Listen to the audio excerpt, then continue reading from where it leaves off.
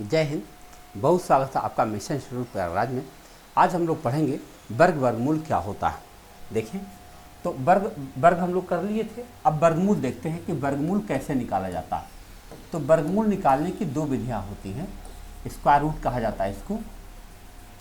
Square root निकालने की दो विधियां होती हैं। एक का नाम है गुणनखंड विधि और एक का नाम है भाग विधि। अब गुणनखंड विधि में कोई एक संख्या लेकर आपको दिखाता हूँ। जैसे मान लो आपको निकालना है कि भाई 576 का वर्गमूल बताएं। तो 576 का क्या करेंगे, फैक्टराइज करते चले जाएंगे, ऐसे काटते चले जाएंगे। देखो 2 से कट रहा है, 2 दूना 4, 2 अट्ठे 16, 2 अट्ठे 16, फिर 2 से काट देंगे, 2 एक के 2, 2 चौके 8, 2 चौके 8, फिर 2 से काट देंगे, 2 सत्ते 14, 2 दूना 4, फिर 2 से काट देंगे, 2 तियाँ 6, 2 छंके 12, फिर 2 से काट देंगे, 2 एक के 2, 2 अट्ठे 16, फिर 2 से काट देंगे, 2 9 18, फिर 3 से काट देंगे, 3 तिया 9, और फिर 3 से काट देंगे 1। अब क्या करेंगे, दो दो अंकों का पेयर बनाते चले जाएंगे और हर पेयर में से एक एक गिनती ले लेंगे। जैसे हमने लिया 2 गुणा 2 गुणा 2 गुणा 3 और आपका उत्तर आ गया 24। बहुत आराम से आपका उत्तर बन गया। जब इतना आराम से बन गया तो आपके मन में आएगा यार इतना बढ़िया तरीका तो है ही है, फिर भाग विधि क्यों लगाई गई। दरअसल भाग विधि लगाने के पीछे का रीजन ऐसा है, बहुत साफ रीजन देखो क्या है। जैसे मान लो आपके सामने एक गिनती मिली 4489 और कहा गया इसका वर्गमूल बता दो। अब प्रॉब्लम देख लो इसके साथ क्या है कि ये संख्या ना तो 2 से कटने जा रही, ना तो 3 से कटने जा रही, ना तो 5 से कटेगी, ना 7 से कटेगी, ना 11 से कटेगी, ना 13 से कटेगी, ना 17 से कटेगी, ना 23 से कटेगी, भाई ना 29 से कटेगी, ना 37 से कटेगी, नहीं कटेगी। अब प्रॉब्लम देख लो क्या, कोई आदमी कितना डिविजिबिलिटी याद कर लेगा, प्रॉब्लम है कि नहीं। ये तो आराम से कटने वाली गिनती थी इसलिए हो गई, ये तो आराम से न कट रही है। ऐसी स्थिति में भाग विधि की बड़ी आवश्यकता पड़ जाती। तो भाग विधि क्या होता है, दाहिने तरफ से 2-2 का पेयर बनाते हैं और फिर पहाड़ा पढ़ना शुरू कर देते हैं। पहला पहाड़ा होता है वर्ग का पहाड़ा। जैसे 44 है तो हम 6 छंग 36, 7 7 49 ज़्यादा हो जाएगा तो हम 6 छंग 36 ले जा सकते हैं। मैं ले गया। अब 14 में से 6 घटाओगे 8, ये पूरा 89 उतर गया और ये 6 यहाँ पर जोड़ा जाता है और बन जाता है 12। अब 12 का नॉर्मल पढ़ा पढ़ो कि 88 हो जाए। 12 सत्ते 84, 12 अट्ठे 96 ज़्यादा हो जाएगा तो 7 बार ले जा सकते हो आप। तो 7 बार ले जाओगे, 7 सत्ते 49 और 12 सत्ते 84 और 4 88। तो आपने देखा कितने आराम से इसका उत्तर आ गया। तो इसका मतलब भाग विधि एक ऐसी विधि है जिससे बहुत तरह के सवालों का जवाब दिया जा सकता है। इसका भी दिया जा सकता है। ये जो 576 था, अगर मान लो इसका वर्गमूल हमें निकालना पड़ता तो देखो दाहिने तरफ से पेयर बनता, ये अकेले रहता। तो 5 के लिए हम पहाड़ा पढ़ते तो 2 दूना 4 पढ़ते और यहाँ 1 बचता, 76 उतार लेते और 2 यहाँ जोड़ करके 4 बनता। अब देखो 4 का ऐसा पहाड़ा पढ़ते कि 17 हो जाए। निश्चित रूप से 4 बार पढ़ते तो 4 बार पढ़ते, 4 यहाँ लिखते, 44 गुणा 4 करते तो 176 आ जाता और हमारा उत्तर तुरंत का तुरंत 24 आ जाता। तो भाग विधि एक शानदार विधि। अब भाग विधि में एक थोड़ा सा बड़ा सवाल ले लेते हैं। मान लो 3 या 4 अंकों का कोई सवाल ले लेते हैं और उसको लेते हैं और करके देखते हैं कि कितने आसानी से हम लोग उसका उत्तर दे सकते हैं। तो मैं एक संख्या लिखता हूँ और उसका हम लोग भाग विधि से निकालने का प्रयास करेंगे। मैं संख्या लिख लेता हूँ 34,386, 34,386 और होगा 496। हमसे कहा गया इसका वर्गमूल बता दो। अब चूंकि भाग विधि है, इससे कितनी भी संख्या का निकाला जा सकता है, बड़ा से बड़ा हो, छोटा छोटा हो। तो अब हम इसका भाग विधि निकालने जा रहे हैं। देखो हमने ऐसे किया और अब पहाड़ा पढ़ना शुरू किया। 34 के लिए क्या पहाड़ा पढ़ सकते हैं आप, 5 5 25, 6 6 36 ज़्यादा हो जाएगा तो 5 से पहाड़ा पढ़ेंगे, 5 5 25। अब देखो क्या हुआ, 14 में से 5 घटाएंगे 9 और ये पूरा 38 आ जाएगा नीचे। एक साथ पूरा पेयर उतरता है इसलिए जोड़ते हैं। अब ये हुआ 10। अब 10 का ऐसा पढ़ा पढ़ो कि 90 हो जाए। भाई 10 9 90 होता है, लेकिन 9 के साथ प्रॉब्लम है कि 9 9 81 हो जाएगा। यहाँ 38 लिखा है तो 9 बार नहीं जा सकते, आप 8 बार जा सकते हैं। तो 8 अट्ठाएँ 64 हो जाएगा, 8 के 8 हो जाएगा। चलो भाई घटाते हैं। 8 में से 4 घटाओगे 4 और 13 में से 6 घटाओगे 7। अब यहाँ पूरा 64 आ जाएगा और ये 8 यहाँ जोड़ करके 16 बन जाएगा, 116। अब 11 पढ़ा पढ़ो कि 74 हो जाए। 11 छक्के 66 हो सकता है ना, 6 बार ले जाता हूँ। अगर मैं 6 बार ले जाता हूँ तो 6 यहाँ भी लिखना पड़ेगा। अब गुणा करेंगे, 6 छंगे 36, 3 6 छक्के 36, 3 39, 3 और 11 छक्के 66 और 3 69। अब चलो फिर से माइनस करते हैं। तो 14 में से 6 घटाएंगे 8, 15 में से 9 घटाएंगे 6 और यहाँ बचेगा 13 में से 9 घटाएंगे 4। ये पूरा 96 नीचे उतर जाएगा। और ये 6 यहाँ जुड़ करके 6 6 12, ये हो जाएगा 1172। अब 11 का पारा पढ़ो 46 हो जाए, निश्चित रूप से 4 बार जा पाएगा। 4 चौके 16, देखो 4 यहाँ में लिख देगा और 4 यहाँ लिख दिया, गुणा करो 4 चौके 16, 4 दूना 8 1 9, 4 सत्ते 28 2 और 11 चौक 44 2 46। आप देख सकते हैं कितना बड़े सवाल का उत्तर बहुत आसानी से आ गया। परंतु अभी एक बात और बतानी बची है। एक बात ये है, एसएससी में जो सवाल बनते हैं कुछ इस प्रकार बनते हैं, ऐसे दिया रहेगा 4 अंक इसके अंदर, फिर ऐसे दिया रहेगा 4 अंक इसके अंदर, फिर ऐसे दिया रहेगा 4 अंक इसके अंदर, तो ऐसे 3-4 बार पूछ लेगा।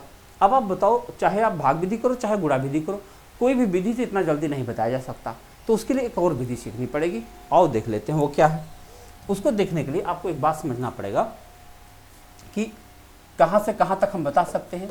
1 से लेकर 9999 तक सभी पूर्ण वर्ग संख्या यानी परफेक्ट स्क्वायर अगर कोई संख्या है उसका वर्गमूल एकदम चुटकी बजा के बताया जा सकता है। इसको बताने के लिए जो बैकग्राउंड है वो ये है, 1 से लेकर 10 तक का वर्ग आपको बहुत ज़बान पर याद होना चाहिए, आपको होगा भी, लेकिन मैं एक बार लिख देता हूँ, ज़रा देख लीजिए इसको।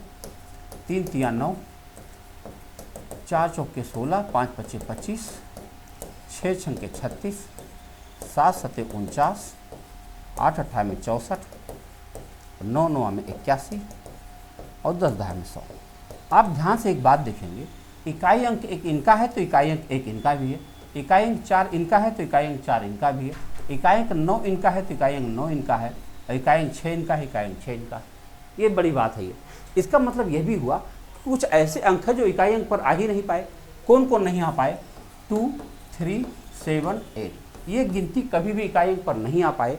और नहीं आ पाए तो यहाँ पर एक बात जानकारी मिल जाती है, नंबर सिस्टम में सवाल बन जाता है कि 4 बड़ी बड़ी गिनतियाँ दी जाएंगी और पूछा जाएगा निम्नलिखित में से कौन सी संख्या किसी प्राकृतिक संख्या का वर्ग नहीं हो सकती। तो आपको ध्यान रखना होगा, अगर किसी संख्या का इकाई अंक इनमें से कुछ है तो वह किसी भी प्राकृतिक संख्या का वर्ग नहीं हो सकता, क्योंकि अगर वर्ग होगा तो इन्हीं में से कोई न कोई संख्या मिल पाएगी। अब हम कुछ उदाहरण लेकर के आपको दिखाते हैं, हमें उदाहरण लेना पड़ेगा। आओ दिखाते हैं। मान लीजिए हमने संख्या लिखा 65 61, हमने एक संख्या लिखा 65 61 और मैंने कहा इसका वर्गमूल बताना है। हमने दूसरी संख्या लिया 7921, इसका भी वर्गमूल हमें बताना है। हमने दूसरी संख्या लिया 6724, उसके बाद में हमने दूसरी संख्या लिखा 33 64। देखो इन सब का वर्गमूल हम आपको बताने जा रहे हैं, बहुत जल्दी से होगा। कैसे इतना जल्दी से लगाया जा सकता है यही हमें सीखना है। 6889, 6889, इन सब का हमें वर्गमूल देना है। देखो कैसे हो पाएगा। अगली संख्या है 9409, अगली संख्या है हमारे पास 7056 और अगली संख्या हमारे पास है 9216। हमको इसका वर्गमूल बताना है, बहुत जल्दी से बताना। हमने कहा ऐसी संख्याओं का वर्गमूल बिना कुछ किए आप जल्दी से बता सकते हो।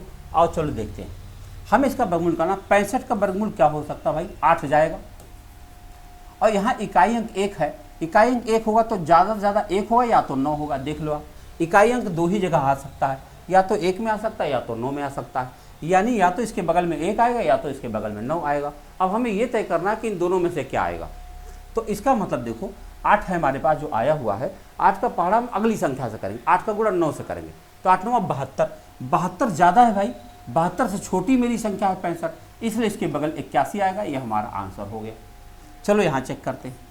8 8 64 यहाँ भी आ गया, 9 9 81 ज़्यादा होगा, 8 हो गया। अब 8 के बाद 8 9 72 होता, 72 से ज़्यादा 79, इकाई अंक 1 यहाँ भी है तो यहाँ पे आपका उत्तर 9 बन जाएगा। हो गया आंसर। आगे देखो 67 है भाई, तो 8 8 64 हो रहा, 64 हो रहा। अब देखो इकाई अंक 4 दिख रहा, इकाई अंक 4 केवल 2 ही जगह आ सकता है, या तो 2 में आता है या तो 8 में आता है, और कहीं आता ही नहीं। तो अगर देखो 8 है, 8 का गुणा 9 से करो, उसके बाद वाली संख्या तो 72, 72 से छोटा है मेरा 67, इसलिए 2 आ जाएगा। अब यहाँ देखो 33 है, 6 छंग 36 ज़्यादा हो जाएगा, 5 पच्चे 25, 5 लिख दिया। तो 5 है और इकाई अंक 4 है, इसका मतलब इकाई अंक 2 या 8 में से ही कोई हो सकता है। अब हम 5 का गुणा 5 के बाद वाली संख्या से करेंगे 6 से, तो 5 छक्के 30 होगा, 30 से बड़ा है मेरा 33, इसलिए हमारा उत्तर हो जाएगा 58।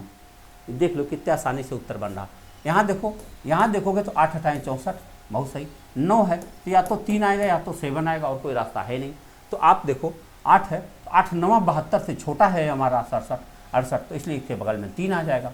और यहाँ देखो 9 9 81, यहाँ 9 ले जा सकते हो, और 9 दहाई 90 से ज़्यादा है 94, इसलिए हमारे इसके बगल में 7 आ जाएगा।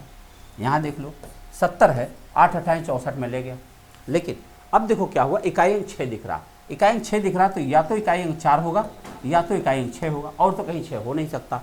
तो अब देखो 8 9 72 से कम है मेरा 70, इसलिए इसके बगल में 4 आ जाएगा। और फिर यहाँ भी करेंगे 9 9 81, 9 आ गया।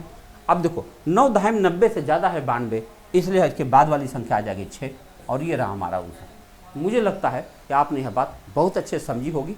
मिलते हैं अगले वीडियो में, बहुत बहुत धन्यवाद।